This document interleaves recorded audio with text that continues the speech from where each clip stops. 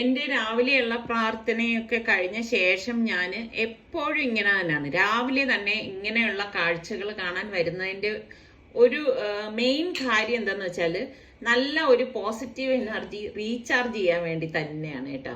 ശരിക്ക് ഇതൊക്കെ കാണുമ്പം ഭയങ്കര ഒരു സന്തോഷമാണ് അല്ലേ. അപ്പൊ രാവിലെ തന്നെ നമ്മൾ ഈ നെഗറ്റീവ് മനസ്സിലേക്ക് കയറ്റാതെ ഇതുപോലെയുള്ള നല്ല നല്ല കാഴ്ചകളും നല്ല നല്ല സുഖമുള്ള വിശേഷങ്ങളും ഒക്കെ അറിയുമ്പോൾ തന്നെ നമ്മളുടെ മനസ്സ് വളരെ ഹെൽത്തി ആവും. ഇത് കണ്ടോ, എൻ്റെ കടലാസ് പൂവ് അത്ര അധികം ഇപ്പം അങ്ങോട്ട് പൂക്കുന്നില്ല കേട്ടോ. അതായത് ഒരു മുല്ല കണ്ടോ, വളരെ കുഞ്ഞു മുല്ലപ്പൂവാണ്. അപ്പൊ എനിക്ക് ഇനിയിപ്പോ എന്താണ് ഈ കടലാസ് പൂവിൽ എവിടെയാണ് വെട്ടിവിടേണ്ടതെന്ന് അറിയില്ല. പിന്നെ കറിവേപ്പില ഇപ്പൊ ഞാൻ ഈ വീട്ടിൽ വന്നപ്പോ നട്ടതാണേ, പക്ഷെ അതങ്ങോട്ട് അതിന്റെ തണ്ടൊന്നും ഒട്ടും കനമില്ല കേട്ടോ. അപ്പൊ കനം വെക്കാൻ എന്ത് ചെയ്യണം, നിങ്ങൾ അറിയണവരൊക്കെ ഉണ്ടോ എനിക്ക് ഒന്ന് പറഞ്ഞു തരണേ. പിന്നെ ഇത് ഞാൻ പിച്ചി പണ്ട് വാങ്ങി വെച്ചതാണ്. അതിങ്ങനെ പടർത്തി വിടേണ്ടതാണെന്ന് തോന്നുന്നു, കാരണം അതിന്റെ വള്ളി ഇങ്ങനെ നീളത്തിന് കിടക്കാണ്. ഇനിയിപ്പോ ഞാൻ വിചാരിക്കുന്ന ഒരു കയറിങ്ങനെ കെട്ടി പോട്ടിട്ട് കൊടുക്കാം എന്നൊക്കെ വിചാരിക്കുന്നുണ്ട്, കാരണം ഇത് വല്ലാതെ അങ്ങ് നീളത്തിലായിപ്പോയി.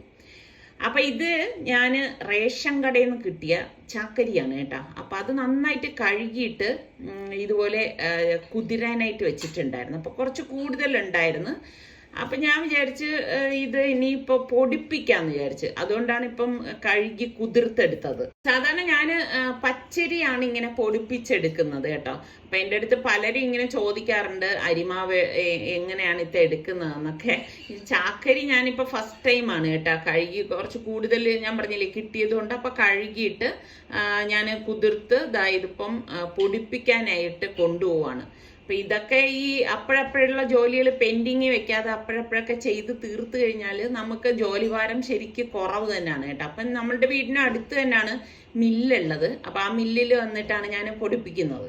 ഇത് നമ്മുടെ വീടിന്റെ അടുത്ത് തന്നെയുള്ളൊരു മില്ലാണ്. പണ്ട് ഞാൻ പല വ്ളോഗിലും കാണിച്ചിട്ടുള്ളതാണ്. മുളകൊക്കെ പൊടിപ്പിക്കാനൊക്കെ ആണെങ്കിൽ ഞാൻ ഇവിടെ തന്നെയാണ് വരുന്നത്. അപ്പം ഇപ്പൊ പിന്നെ അത്ര അധികം ഇങ്ങനെ ഈ വെയിലിന് വലിയൊരു ചൂടില്ലാത്തത് കൊണ്ടാണ് ഞാൻ മുളകൊന്നും പൊടിപ്പിക്കാൻ ഇതിനിടയിലൊന്നും വരാതിരുന്നത്, കാരണം ഞാൻ കുറച്ച് കൂടുതൽ പൊടിച്ചു വെച്ചിട്ടുണ്ടാവും. അപ്പൊ ഇനിയിപ്പൊ ചൂട് തുടങ്ങിയിട്ടുണ്ട്. അപ്പൊ ഇനിയിപ്പം മുളകും മല്ലിയൊക്കെ ഒന്ന് വാങ്ങി കഴുകി ഉണക്കി പൊടിച്ചൊക്കെ എടുക്കണം. നോമ്പും കൂടി വരെയല്ലേ. അപ്പൊ ഞാൻ പൊടിക്കാൻ വന്നപ്പോൾ സുൽത്താൻ പറഞ്ഞ് അവൻ കൊണ്ടുപോയി പൊടിപ്പിച്ചിട്ട് വരാന്ന് പറഞ്ഞു. ഞാൻ പറഞ്ഞു ഇല്ല, എനിക്ക് അതിന്റെ പരുവത്തിന് പറഞ്ഞ് പൊടിപ്പിച്ചെടുക്കണമല്ലോ. അപ്പൊ ഞാൻ എപ്പോഴും പറയുന്ന പോലെ എന്ത് കാര്യവും എനിക്ക് ഞാൻ തന്നെ ചെയ്യണം കേട്ടോ. അത് നല്ലതാണോ ചീത്തയാണോ എന്നൊന്നും എനിക്കറിയത്തില്ല. ഞാൻ ചെയ്താലേ അത് എനിക്ക് ശരിയാവത്തുള്ളൂ. ബാക്കി ആരും അത് ചെയ്തു തന്നാൽ എനിക്കത് അങ്ങോട്ട് അത്ര തൃപ്തി വരത്തുമില്ല. അപ്പൊ ഞാൻ പൊടിപ്പിച്ചെടുത്ത് വന്നിട്ടുണ്ട്. അപ്പൊ ഇനിയിപ്പോ ഇത് ചൂടാറാൻ വേണ്ടിയിട്ട് ഞാൻ മുറത്തിലേക്ക് ഇങ്ങനെ ഒരു ബട്ടർ പേപ്പറൊക്കെ വെച്ചിട്ടാണ് ഇതുപോലെ ഒന്ന് നിരത്തി കൊടുക്കും കേട്ടോ. അപ്പൊ ഇനിയിപ്പോ വൈകുന്നേരമൊക്കെ എടുത്ത് ടിന്നിലെടുത്തുള്ളൂ. പിന്നെ കുളിയൊക്കെ കഴിഞ്ഞ് വന്ന് ഞാൻ കറി വെക്കാനായിട്ട് പോകണേ. 2 പീസ് കുടംപുളി കുറച്ച് വെള്ളം ഒഴിച്ചൊന്ന് മാറ്റി വെച്ചിട്ടുണ്ട്. പിന്നെ ഇതുപോലെ 7-8 ചുവന്നുള്ളിയും ഒരു ചെറിയ പീസ് ഇഞ്ചിയും ഒരു 5-6 പീസ് വെളുത്തുള്ളി എടുത്തിട്ടുണ്ട്.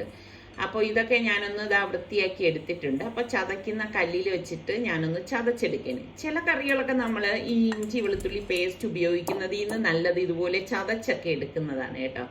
അപ്പൊ എനിക്കെപ്പോഴും ഇതുപോലെയുള്ള ട്രഡീഷണൽ ആയിട്ടുള്ള കറികളൊക്കെ വെക്കുമ്പം അതിൻ്റെതായ രീതിയിൽ വെക്കണം. അപ്പൊ അതിന് കുറച്ച് ഈ പറഞ്ഞ മാതിരി നമുക്ക് മെനക്കേട് ചിലപ്പോൾ കൂടുതലായിരിക്കും. മിക്സിയിലിട്ട് ഒറ്റ കറക്കിൽ വേണമെങ്കിൽ ഇത് നമുക്ക് കറക്കിയെടുക്കാം. പക്ഷെ നമ്മൾ ഇങ്ങനെയൊക്കെ ചെയ്യുന്നതിൻ്റെ ആ ഒരു ടേസ്റ്റ് മറ്റേതിന് കിട്ടത്തില്ല എന്ന് തന്നെയാണ് എനിക്ക് തോന്നുന്നത് കേട്ടോ. അപ്പം ഞാൻ ഇതെല്ലാം ഇവിടെ ചതച്ചെടുത്ത് വെച്ചിട്ടുണ്ട്. അപ്പം ഇതുപോലെ വേണം ചതച്ചെടുക്കാൻ. അപ്പം നെത്തോലി ഞാൻ ഇതിനിടെ ക്ലീൻ ചെയ്തിട്ടുണ്ടായിരുന്നു. അപ്പം അതിലേക്ക് കുരുമുളക്, മഞ്ഞൾപ്പൊടി, മുളക് പൊടി, പിന്നെ പാകത്തിനുള്ള ഉപ്പും കൂടി ഇട്ടിട്ട് ഒന്ന് ഫ്രൈ ചെയ്യാൻ വേണ്ടിയിട്ട് ഞാനൊന്ന് മസാല പിടിക്കാൻ ഇതുപോലെ പുരട്ടി വെക്കുകയാണേ. ഇവിടെ സുൽത്താനാണെങ്കിൽ നെത്തോലി ഭയങ്കര ഇഷ്ടമാണ്. പക്ഷെ ഇങ്ങനെ പൊരിച്ച് കഴിക്കുന്നതിൽ എത്രത്തോളം ഗുണമുണ്ടെന്ന് എനിക്ക് അറിയത്തില്ല. അപ്പം മീൻകറി ഉണ്ടാക്കാൻ ചട്ടിയിലേക്ക് 1 ടീസ്പൂൺ എണ്ണ ഒഴിച്ച് 1 ടീസ്പൂണോളം 1/4 ടീസ്പൂണോളം ഉലുവയും പിന്നെ നമ്മൾ ഈ ചതച്ച് വെച്ചിരിക്കുന്ന വെളുത്തുള്ളിയാണ് ഞാൻ ആദ്യം ഇട്ടൊന്ന് മൂപ്പിച്ച് കൊടുത്തിരിക്കുന്നത്. പിന്നെ നമുക്ക് ഈ ഇഞ്ചിയും കൂടി ഇട്ടിട്ട് ഇതുപോലെ ഒന്ന് ഇളക്കി കൊടുക്കാം. ഇതുപോലെ ഒന്ന് ഒരുപാട് മൂത്ത് പോകേണ്ട ആവശ്യമൊന്നുമില്ല. ജസ്റ്റ് അതൊന്ന് ഇളക്കിയ ശേഷം നമ്മൾ ഈ ചതച്ച് വെച്ചിരിക്കുന്ന കൊച്ചുള്ളി ഉണ്ടല്ലോ, അതും കൂടി ഇട്ടിട്ട് ഇളക്കി കൊടുക്കണം. അപ്പൊ ഈ ഒരു കറിക്ക് കൊച്ചുള്ളി എടുക്കണത് തന്നെയാണ് ടേസ്റ്റ് കൂടുതൽ കേട്ടോ. അപ്പോൾ അതായത് ഇതുപോലെ ഒന്ന് ഇളക്കിയെടുക്കണം. ഇളക്കിയെടുത്ത ശേഷം ഞാനിതിലേക്ക് ഒരു പച്ചമുളക് അത്യാവശ്യം എരിവുള്ളതും കുറച്ച് കറിവേപ്പിലയും കൂടി ഇട്ട് കൊടുക്കുന്നുണ്ട്. എന്നിട്ട് ഇതുപോലെ ഒന്ന് ഇളക്കിയെടുക്കാം. അപ്പോൾ എണ്ണ തെളിയുന്നത് വരെ ഇതുപോലെ ഒന്ന് ഇളക്കിയെടുത്ത ശേഷം നമുക്കിതിലേക്ക് 1/2 ടീസ്പൂൺ മഞ്ഞൾപ്പൊടി, 3 teaspoon Kashmiri chilli powder, 1/2 teaspoon വറുത്ത് പൊടിച്ച ഉലുവാപ്പൊടി, 1/2 ടീസ്പൂൺ കുരുമുളക് പൊടി, ഇത്രയും കൂടി ചേർത്തിട്ട് നല്ലതുപോലെ ഒന്ന് ഇളക്കി കൊടുക്കണം. അതായത് ആ പൊടികളുടെയൊക്കെ പച്ച മണം മാറുന്നത് വരെ ഒന്ന് ഇളക്കി കൊടുത്ത ശേഷം കുടംപുളി ആ വെള്ളത്തോടുകൂടി തന്നെ ഇതിലേക്ക് ഇട്ട് കൊടുക്കുകയാണ്. ഇതിപ്പോൾ അത്യാവശ്യം നല്ല പുളിയുള്ള കുടംപുളി ആയിട്ടാണ് 2 പീസ് എടുത്തത്. ഇനി നമുക്ക് ഇതിലേക്ക് ഒരു തക്കാളി അരിഞ്ഞത്, പാകത്തിനുള്ള ഉപ്പും ഇട്ടിട്ട് നന്നായിട്ടൊന്ന് ഇളക്കി കൊടുക്കാം. അതായത് ഇളക്കി കൊടുത്ത ശേഷം നമുക്കിതിലേക്ക് കുറച്ച് വെള്ളം ഒഴിച്ചിട്ടൊന്ന് ഇളക്കിയെടുക്കണം കേട്ടോ. അപ്പോൾ തക്കാളി വേകാൻ വേണ്ടിയിട്ടാണ് നമ്മളിപ്പോൾ കുറച്ച് വെള്ളം ഇതിലേക്ക് ഒഴിച്ചു കൊടുത്തിരിക്കുന്നത്. ഇനി നമുക്ക് കുറച്ച് കറിവേപ്പിലയും കൂടി ഇതിലേക്ക് ഇട്ട് കൊടുക്കാം. ഇട്ട് കൊടുത്ത് മൂടി വെച്ചിട്ട് വേണം നമുക്കിത് റെഡിയാക്കാൻ. അപ്പം മൂടി വെച്ച് 2 മിനിറ്റ് കഴിഞ്ഞിട്ട് നമ്മൾ അടപ്പ് മാറ്റിയിട്ട് ഇതുപോലെ ഇളക്കുമ്പം തക്കാളിയൊക്കെ നന്നായിട്ട് വെന്തൊടഞ്ഞു വരും. അപ്പം അടിക്ക് പിടിക്കുക ഒന്നും ചെയ്യത്തില്ല. അതിനാണ് കുറച്ച് വെള്ളം നമ്മൾ ആദ്യം ചേർത്ത് കൊടുത്തത്.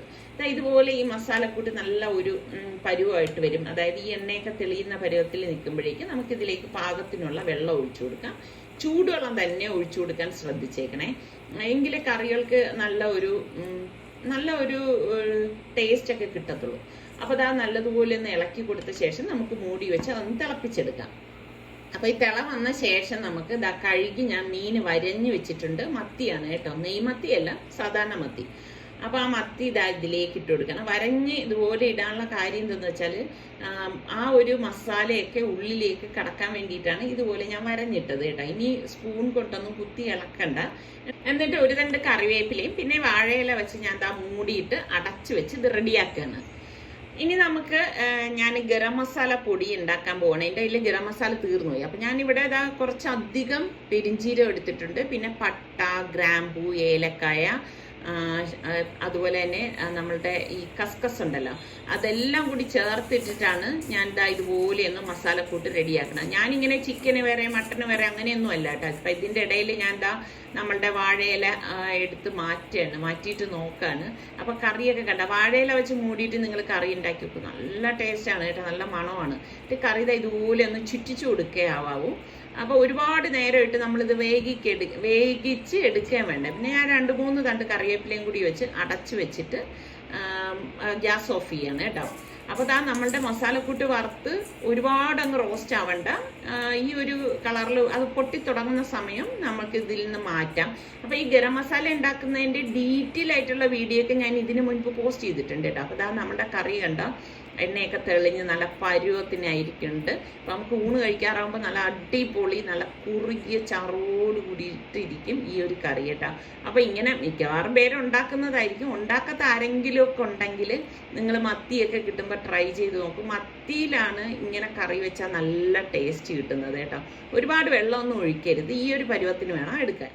അപ്പോൾ ഇനി ഞാനൊരു കറി ഉണ്ടാക്കാൻ പോകണം. അതിനുവേണ്ടി 1 കപ്പ് തേങ്ങ, 3 ചുവന്നുള്ളി, 1/2 ടീസ്പൂൺ മഞ്ഞൾപ്പൊടി, 2 table spoon Kashmiri chilli powder, 1/2 teaspoon മല്ലിപ്പൊടി, ഇത്രയും കൂട്ടിയിട്ട് ഒന്ന് കറക്കിയെടുക്കും. കറക്കിയെടുത്ത ശേഷം നമുക്കിതിലേക്ക് കുറച്ച് വെള്ളം ഒഴിച്ചിട്ട് ഒന്ന് അരച്ചെടുക്കണം.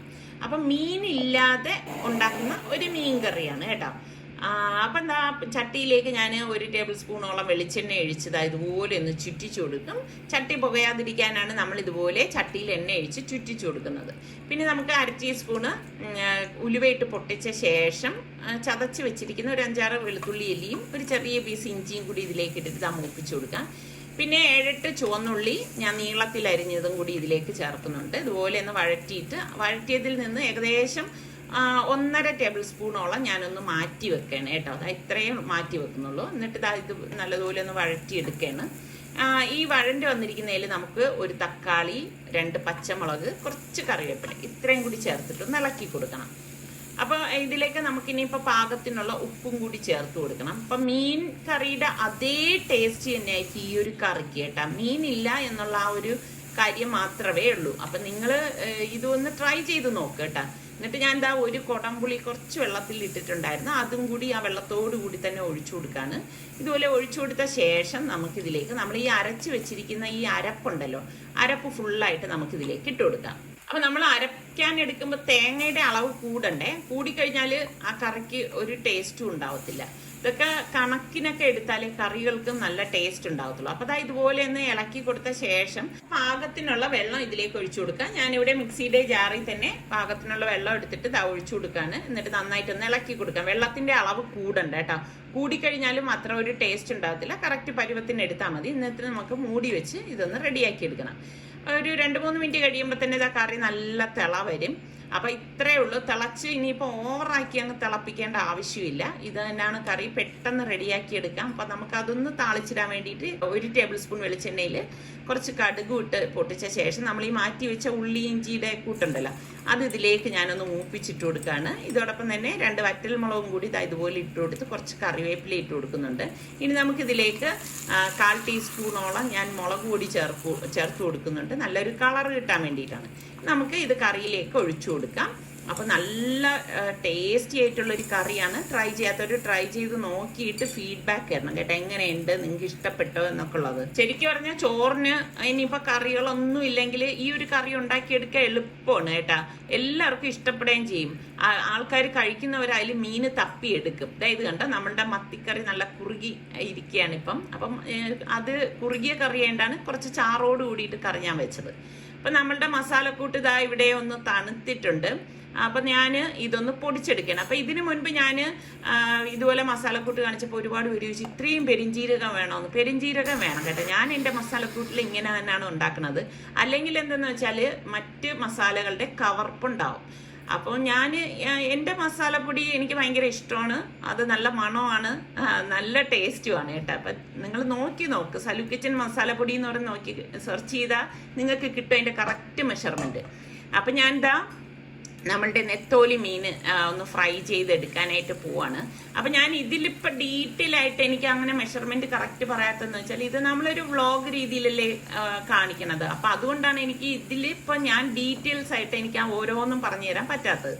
അപ്പം ഇതാ കുറച്ച് കറിവേപ്പിലയും കൂടി ഇട്ട് കൊടുക്കുകയാണ്. അപ്പം നമ്മളുടെ സുൽത്താൻ എപ്പോഴും ഞാൻ പറയില്ലേ ചപ്പാത്തി വേണം എന്നുള്ളത്. അപ്പം ചപ്പാത്തിക്ക് ഞാനിവിടെ കുഴച്ചെടുത്ത് വെച്ചിട്ടുണ്ടായിരുന്നു. അപ്പം ഇതെല്ലാം ഇതിനിടയിൽ ഓരോന്നും ചെയ്തു വെക്കും. ചപ്പാത്തി എപ്പോഴും നമ്മൾ ഒരു അരമണിക്കൂറെങ്കിലും കുഴച്ച് വെച്ചിരുന്ന ശേഷം മാത്രമേ നമ്മൾ ചുട്ടെടുക്കാവൂ കേട്ടോ. എങ്കിലും മാത്രമേ ആ കറക്റ്റ് പരുവത്തിന് നമുക്ക് ചപ്പാത്തി കിട്ടത്തുള്ളൂ. അപ്പം ആ ചപ്പാത്തിയൊക്കെ നല്ല വീർത്ത് വന്നിട്ടുണ്ട്. അപ്പൊ ഇതാണ് നമ്മളുടെ ഇന്നത്തെ ലഞ്ച് എന്ന് പറയുന്നത്. അപ്പൊ ആ മീന് ഒരു സൈഡ് ഫ്രൈ ആയപ്പോഴേക്ക് ഞാൻ ഒന്ന് മറിച്ചിട്ട് കൊടുക്കാണ്. അപ്പൊ തിരിച്ചും മറിച്ചിട്ട് ഇതൊന്ന് ഫ്രൈ ചെയ്തെടുക്കും. ഇവിടെ സുൽത്താനാണ് ഭയങ്കര ക്രിസ്പി ആയിട്ടാണ് വേണ്ടത്. പക്ഷെ അതിന് വലിയ ഗുണമൊന്നുമില്ല. അപ്പൊ നമ്മളുടെ മീനില്ലാത്ത മീൻകറിയും നല്ല വറ്റിച്ച ചാളക്കറിയും അതുപോലെ തന്നെ ഫിഷ് ഫ്രൈയും ഒക്കെ റെഡി ആയിട്ടുണ്ട്. അപ്പൊ ഇന്നത്തെ ലഞ്ച് എന്ന് പറഞ്ഞാൽ ഖുഷിയാണ് കേട്ടോ. മീൻ വിഭവം അടങ്ങിയ ലഞ്ചാണ്. അപ്പോൾ ഇന്നത്തെ ഈ എപ്പിസോഡ് നിങ്ങൾക്ക് എല്ലാവർക്കും ഇഷ്ടമായെന്ന് വിശ്വസിക്കുന്നു. ഇപ്പം നമ്മളുടെ ചാനൽ കണ്ടുകൊണ്ടിരിക്കുന്നതിൽ സബ്സ്ക്രൈബ് ചെയ്യാതെ ആരെങ്കിലും ഒക്കെ ഉണ്ടെങ്കിൽ നിങ്ങൾക്ക് നമ്മുടെ ചാനൽ ഇഷ്ടപ്പെട്ടാൽ സബ്സ്ക്രൈബ് ചെയ്യാനും ലൈക്ക് ചെയ്യാനും കമൻറ്റ് ചെയ്യാനും ഒന്നും മറന്നു വരുതേ. അടുത്ത് നമുക്ക് നല്ല റെസിപ്പിയോ വ്ളോഗായിട്ടൊക്കെ കാണാം. അതുവരയ്ക്കും എല്ലാവർക്കും ബൈ.